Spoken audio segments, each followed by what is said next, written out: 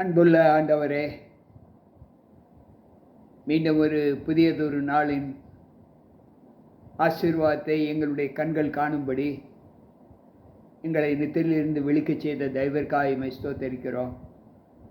வந்திருக்கின்ற எங்கள் ஒவ்வொருவரோடும் இந்த நாளின் சத்திய வாக்குகள்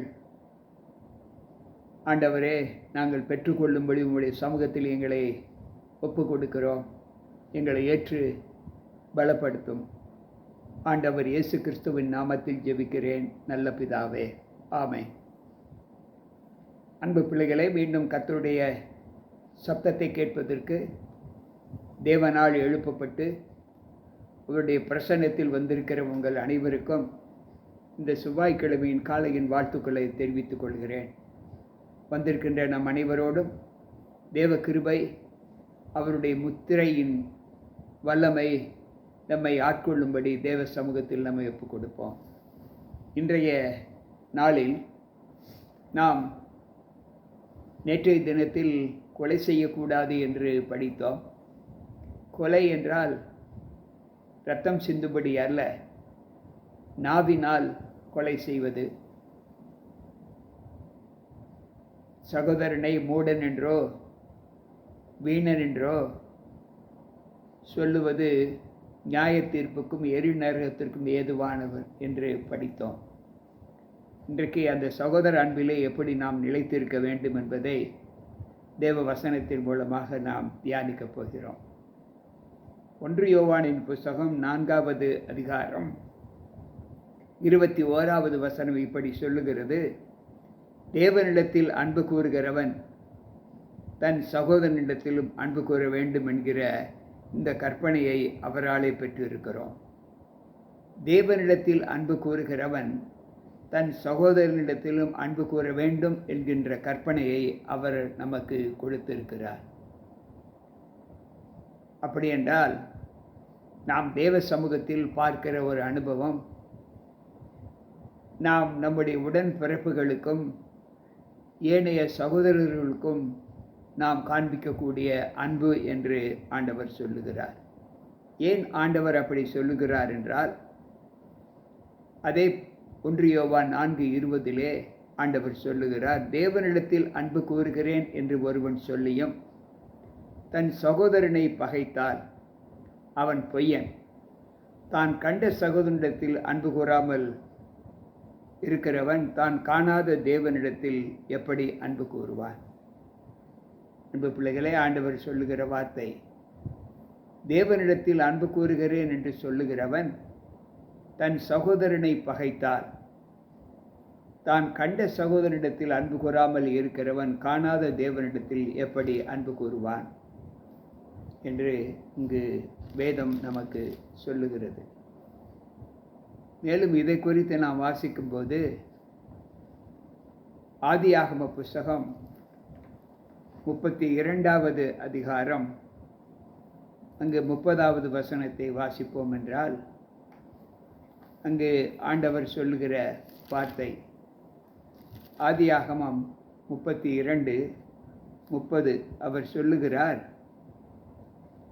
அப்பொழுது யாக்கோபு, நான் தேவனை முகமுகமாக கண்டேன், உயிர் தப்பி பிழைத்தேன் என்று சொல்லி அந்த ஸ்தலத்திற்கு பெனியேல் என்று பெயரிட்டார். அன்பு பிள்ளைகளே, என்னை ஆசீர்வதித்தால் ஒழிய நான் உம்மை விடமாட்டேன் என்று யாக்கோபு சொன்னார். ஆண்டவர் உன் பெயர் என்ன என்று கேட்டபோது அவன் யாக்கோபு என்று சொல்லுகிறான். யாக்கோபு என்றால் எத்தன் என்று பொருள், ஏமாற்றக்கூடியவன் என்று பொருள். ஏன்? அவன் அதற்கு முன்பே தன்னுடைய சகோதரனையும் தன்னுடைய தகப்பனையும் ஏமாற்றினான். தகப்பன் கேட்டான், உன்னுடைய பெயர் என்ன? அவன் மாற்றி சொன்னான், ஈசாக்கு என்று. ஆனால் ஆண்டவர் கேட்டார், உன் பெயர் என்ன? யாக்கோபு என்று சொல்லுகிறார். ஒரு இடத்தில் தன் சொந்த சகோதரனை ஏமாற்றி அவனுக்கு கிடைக்க வேண்டிய தாளந்துகளை, ஆசீர்வாதங்களை அவன் பெற்றுக்கொண்டான். ஆனால் இந்த முறை ஆண்டவருடைய சமூகத்தில் அவன் தன்னை ஒப்புக் கொடுக்கும்போது, நீ காணாத தேவனிடத்தில் எப்படி அன்பு கூறுவாய் என்று சொன்ன அந்த வார்த்தைக்கு இணங்க தன்னை மனமாற்றினவனாய் தேவ சமூகத்தில் ஆண்டவர் சொல்லுகிறார். அப்பொழுது யாக்கோபு, நான் தேவனை முகமுகமாக கண்டேன், உயிர் தப்பி பிழைத்தேன் என்று சொல்லி அந்த இடத்திற்கு பெனியேல் என்று பெயரிடுகிறார். மேலும் யாத்திரையாகம புஸ்தகம் 33வது அதிகாரம் அங்கு 20வது வசனத்தை நாம் வாசிப்போம் என்றால், அங்கு ஆண்டவர் சொல்லுகிறார், நீ என் முகத்தை காண மாட்டாய், ஒரு மனுஷனும் என் முகத்தை கண்டு உயிரோடு இருக்கக்கூடாது என்று அவர் சொல்லுகிறார். அன்பு பிள்ளைகளே, இன்றைக்கு நம்முடைய வாழ்க்கையில் தேவனை தரிசிக்க வேண்டும் என்றால் சில அனுகூலங்கள் நமக்கு வேண்டும். தேவனை தரிசிப்பதற்கு இன்றைக்கு லோகம் எங்கெல்லாமோ செல்லுகிறது. எவ்வளவு பண முடக்கங்களை கொண்டு தேவனை தரிசிக்க வேண்டும் என்று விரும்பி செல்லுகிற அனுபவத்தை நாம் பார்க்கிறோம். ஆனால் வேதம் சொல்லுகிற வார்த்தைகள் என்ன என்றால், நாம் இருந்த இடத்திலேயே தேவனை தரிசிக்க முடியும் என்று ஆண்டவர் சொல்லுகிறார். அன்பு பிள்ளைகளே, நாம் தொடர்ந்து வேத சத்தியங்களை தியானித்து கொண்டு வரும்போது அங்கு ஆண்டவர் நமக்கு காட்டுகிற நல்வழி என்ன? என்னாகம புஸ்தகம் 12வது அதிகாரம் 8வது வசனத்தை வாசிப்போம் என்றால், நான் அவனுடன் மறைபொருளாக அல்ல, முகமுகமாகவும் பிரதியட்சமாகவும் பேசுகிறேன். அவன் கர்த்தரின் சாயலை காண்கிறான். இப்படி இருக்க நீங்கள் என் தாசனாகிய மோசேக்கு விரோதமாக பேச உங்களுக்கு பயமில்லாமற் போனது என்ன என்றார். அன்பு பிள்ளைகளே, ஓரிடத்தில் ஆண்டவர் மோசேயை பார்த்து, நீ என் முகத்தை காண மாட்டாய், என்னை கண்டு உயிரோடு யாரும் இருக்கக்கூடாது, முடியாது என்று சொல்லுகிறார். ஆனால் இந்த இடத்தில் அவர் சொல்லுகிறார், என்னை தரிசித்த ஒரு மனிதன் உண்டு, அவன் மோசே. அவன் கர்த்தரின் என்னுடைய சாயலை அவன் காண்கிறான். இப்படி இருக்க என் சாயலை கண்ட அந்த மோசேக்கு விரோதமாக நீங்கள் உங்களுக்கு பயமில்லாமல் போகிறதற்கு என்ன காரணம் என்று சொல்லுகிறார். அன்பு பிள்ளைகளே, தேவனை தரிசிப்பதற்கான ஒரு சந்தர்ப்பத்தை ஆண்டவர் நமக்கு எப்படி கொடுக்கிறார் என்பதை நாம் யோசித்து பார்ப்போம். இன்றைக்கு ஒவ்வொரு சமயத்தாரும் தங்கள் தங்கள் தேவனுடைய புண்ணிய ஸ்தலங்களுக்கு எவ்வளவோ பணத்தை முடக்கி செல்லுகிற ஒரு சம்பவத்தை நாம் பார்க்கிறோம்.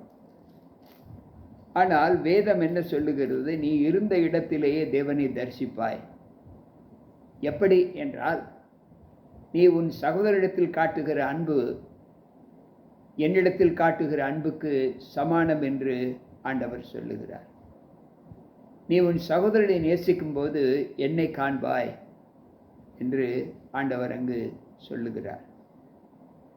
யோவான் நற்செய்தி நூல் 1வது அதிகாரம் 18வது வசனம் சொல்லுகிறது, தேவனை ஒருவனும் ஒரு காலம் கண்டதில்லை, பிதாவின் மடியில் இருக்கிற ஒரே பேரான குமாரனே அவரை வெளிப்படுத்தினார் என்று வேதம் சொல்லுகிறது. அன்பு பிள்ளைகளே, தேவனை ஒருவனும் ஒருபோதும் கண்டது இல்லை. அப்படி தேவனை காண்கிற பிள்ளைகள் சக மனிதர்களிடத்தில் அன்பு காட்டுகிற ஒரு அன்பின் பரிணாமத்தை நிமித்தம் தேவனை அவர்கள் காண முடியும் என்று இங்கு வேதம் சொல்லுகிறது. அன்பு பிள்ளைகளே, இன்றைக்கு தேவ சமூகத்தில் ஆண்டவரோடு இடைபெற்று இருக்கிற அந்த அனுபவங்களை நாம் எப்படி பார்க்கிறோம்? 1 யோவானின் புஸ்தகம், 1 தீமோத்தேயுவின் புஸ்தகம் 1வது அதிகாரம் அங்கு 7வது வசனத்தை நாம் வாசிப்போம் என்றால், அங்கு ஆண்டவர் சொல்லுகிற சத்தியம் எப்படி இருக்கிறது என்பதை யோசித்து பார்ப்போம். 1 தீமோத்தேயு 1:17 நித்தியமும் அழிவில்லாமையும் அதரிசனமும் உள்ள ராஜனுமாய் தாம் ஒருவரே ஞானமுள்ள தேவனுமாய் இருக்கிறவருக்கு கனமும் மகிமையும் சதா காலங்களிலும் உண்டாயிருப்பதாக. ஆமென். அன்பு பிள்ளைகளே, நித்தியமும் அழிவில்லாமையும் அதரிசனமான தேவனுமாய் இருக்கிறவர் என்று வேதம் சொல்லுகிறது.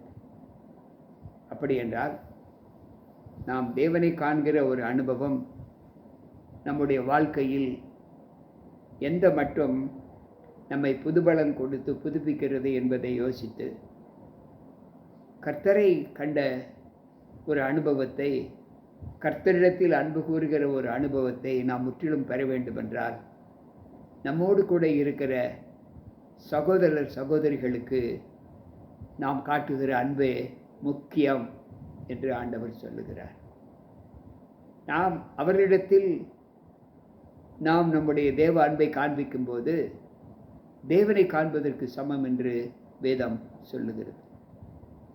அன்பு பிள்ளைகளே, இன்றைக்கு அந்த அனுபவத்தை நாம் பெற்று நம்முடைய சகோதரர்களை பகைத்தால், பேசினால், தூஷணமான வார்த்தைகளை கொண்டு பேசினால் கொலை செய்வதற்கு சமம் என்று ஆண்டவர் சொன்னாரே, அதே சகோதரர்களிடத்தில் காட்டுகிற அன்பு தேவனை பார்க்கக்கூடிய ஒரு தரிசனத்தை ஆண்டவர் நமக்கு கொடுப்பார் என்று வேதம் சொல்லுகிறது. எனவே சகோதர அன்பு நமக்கு எவ்வளவு அவசியம் என்பதை இன்றைக்கு நாம் தியானித்த வார்த்தைகள் நமக்கு கற்றுக் கொடுக்கிறது. இந்த நாளிலும் அந்த சகோதர அன்பிலே நம்மை ஒப்பு கொடுத்து அது நிமித்தம் தேவனை காண்கிற ஒரு புது பலத்தை நாம் பெற்றுக்கொள்ள தேவ சமூகத்தில் நம்ம ஒப்பு கொடுப்போம், ஜெபிப்போம்.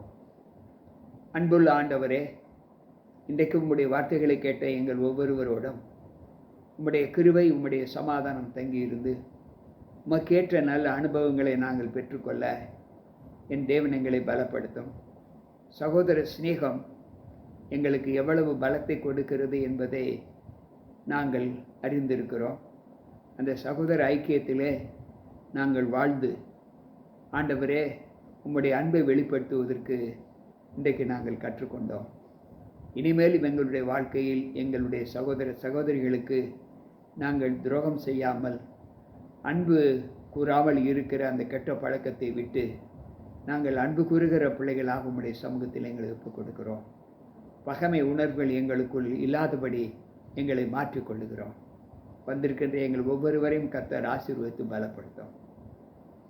வந்திருக்கின்ற எங்களுக்குள் சகோதர சகோதரிகளுக்குள்ளே பேசாத ஒரு அனுபவம் இருக்கும் என்றால் அந்த அனுபவத்தை நீர் மாற்றி இன்றைக்கே இந்த வார்த்தைகளை கேட்டதற்கு பின்பு இன்றைக்கே நாங்கள் பேசுகிற ஒரு அனுபவத்தை எங்களுக்கு தாரும்.